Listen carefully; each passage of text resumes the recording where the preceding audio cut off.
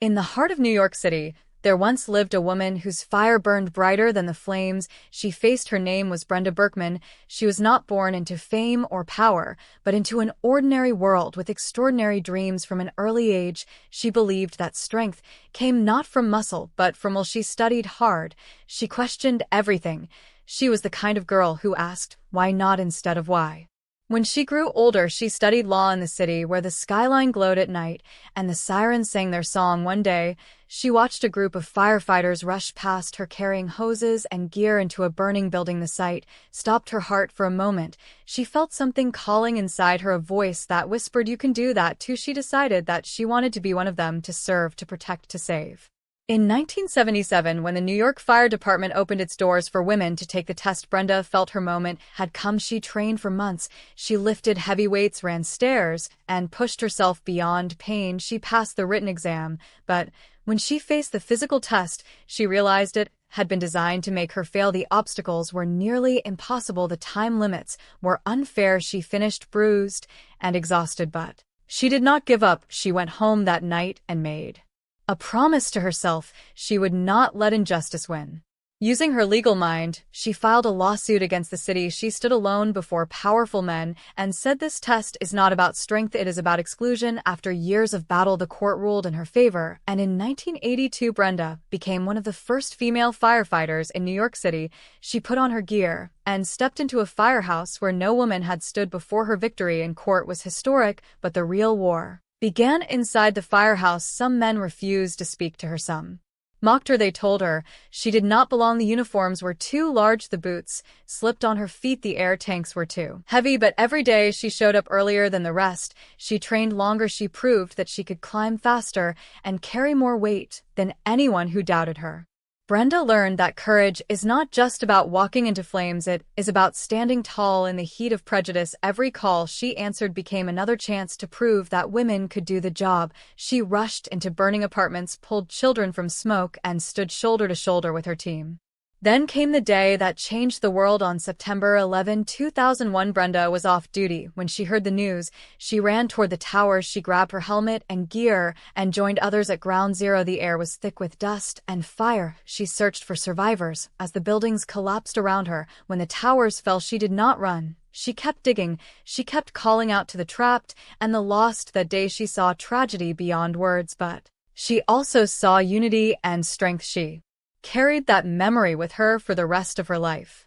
After the attacks, Brenda helped ensure that the women who fought that day were remembered. She worked with artists to create memorial portraits for firefighters who had died, including the few women among them. She spoke across the country telling her story to inspire others to follow their calling. She taught that bravery has no gender and that every person has a fire inside worth protecting.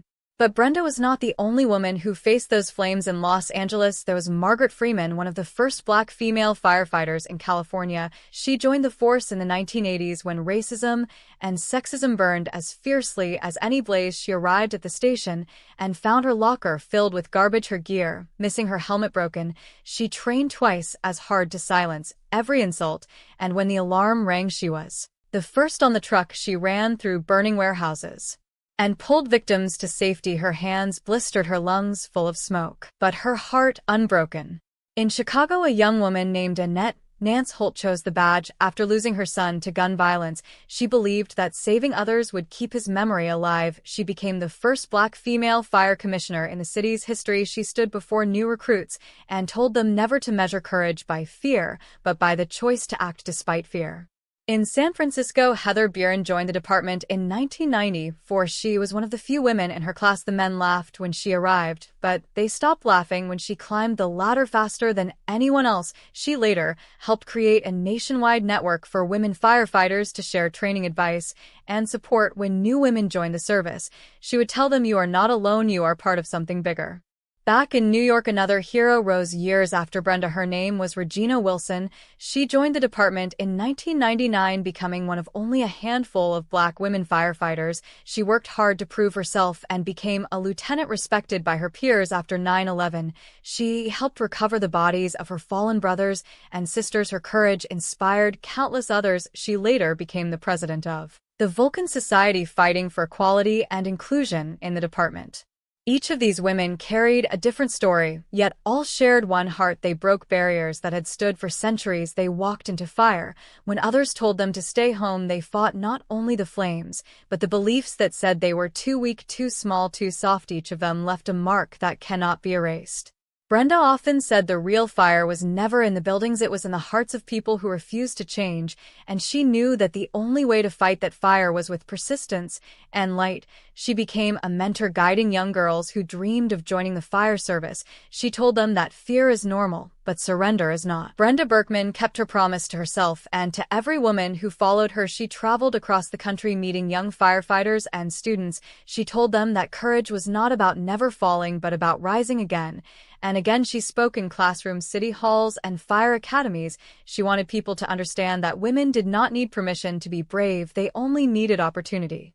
Years passed, and the firehouses slowly began to change. The same men who once doubted her started to respect her. Some came to her for advice. Some said they were proud to serve beside her. She never forgot the pain, but she also never let bitterness win. She forgave and focused on what mattered, protecting lives and opening doors.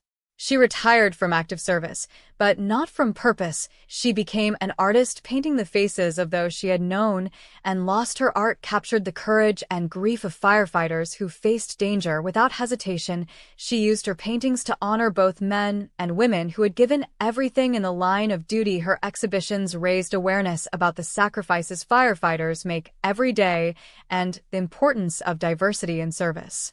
At the same time, across the country, new generations of women were joining the ranks. In Arizona, a woman named Brenda Shaw became captain after years of training in extreme heat and desert fires. She said that the flames outside were nothing compared to the ones she had to fight inside the hearts of those who said she could not do it. In Texas, there was Rachel Smith, a paramedic firefighter, who saved an entire family from a burning home in 2018. Her story made national news, but she simply said, "I was doing my job," because bravery does not need applause. In Boston, a firefighter named Grace Taylor became a local hero when she climbed 12 floors to rescue 2 children trapped in an apartment fire. Her oxygen ran low, her legs trembled, yet she refused to stop. When she reached the top, she broke through the door and carried the children down one at a time. The crowd outside cheered as she emerged, covered in ash, but smiling.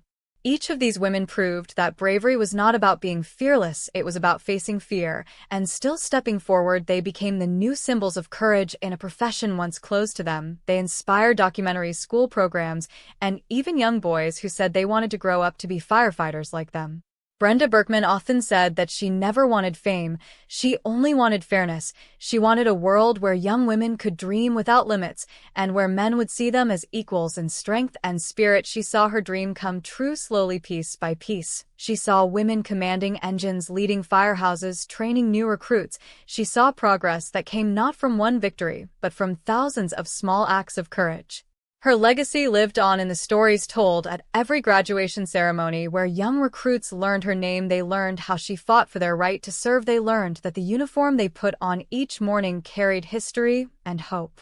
One evening, years after retirement, Brenda walked past a firehouse. She saw a group of new firefighters gathered around the truck, laughing and training. Among them were several young women, their faces strong, their eyes determined. She smiled quietly, knowing that the battle she had fought was not in vain. The world had changed because she refused to surrender. The fire still burned in her heart, the fire of justice, equality, and courage. She believed that every woman who wore the uniform was proof that one person's voice can light a flame that never dies. The story of Brenda Berkman and her sisters in service is not just about fighting fires, it is about fighting limits. It is about every person who was told they could not and then proved they could. It is about a woman who stood before walls built by doubt and turned them into doors for others to walk through. When you hear the siren in the distance and see the flash of red against the dark, remember that behind that sound there may be a woman ready to risk everything for someone she has never met. Remember that inside every firefighter beats the same heart of service, regardless of gender or color. Brenda Berkman lit a torch that continues to guide generations. She showed that leadership is born from persistence, that equality is earned through struggle, and that true bravery lives in those who refuse to be defined by others' limits. As the years go by, new names join the list of trailblazers, each one adding to the legacy that Brenda began. They face wildfires, hurricanes, collapsing buildings, and storms of prejudice, but they stand firm, they fight together, they prove that the future is brighter when everyone has a place in the fire line.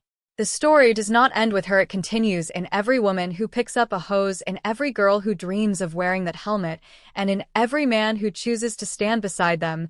As equals, their combined strength keeps communities safe and hope alive. So when you tell the story of American heroes, remember this: the bravest battles are not always fought in flames, but in hearts. Brenda Berkman and the women who followed her showed that no fire, no fear, and no barrier can stop a person whose spirit burns for justice.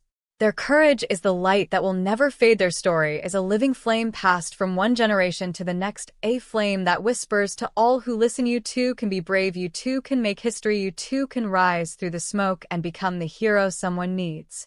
And so the sirens keep singing across the cities of America, carrying with them the echoes of those first women who dared to believe that they could stand in the fire and survive. The world may not remember every name, but their courage is written in every life they saved and every door they opened. That is the fire of Brenda Berkman and every brave woman who followed her, a fire that burns not to destroy, but to light the way for EVR.